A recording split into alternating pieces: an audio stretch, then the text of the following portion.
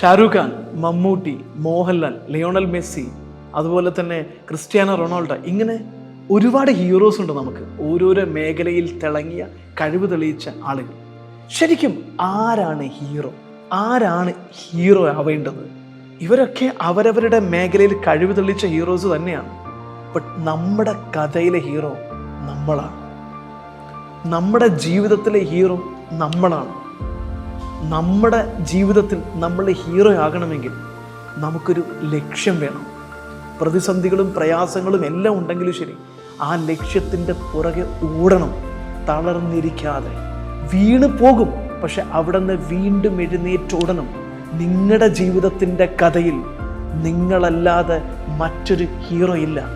So heroism എന്ന് പറയുന്നത് നമ്മുടെ ജീവിതത്തിൽ നേരിടുന്ന എല്ലാം അനുകൂലമാകുമ്പോഴെല്ലാം, നമ്മുടെ ജീവിതത്തിൽ സംഭവിക്കുന്ന എല്ലാത്തിൽ നിന്നും നമുക്ക് സാഹചര്യങ്ങളെ അനുകൂലമാക്കി മാറ്റുമ്പോഴാണ് be a hero in your life.